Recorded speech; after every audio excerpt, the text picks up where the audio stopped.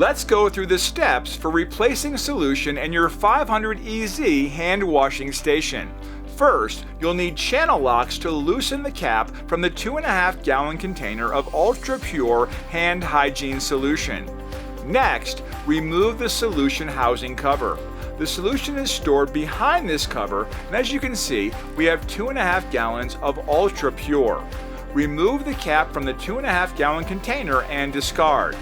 Place the pickup tube assembly from the system into the 2.5 gallon container and tighten the cap.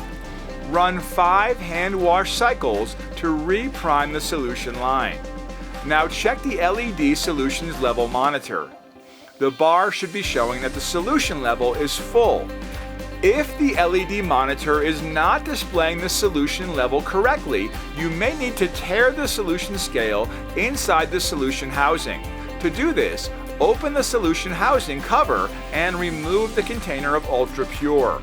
Press the red tear button located on the right side of the solution storage area for approximately 2 seconds.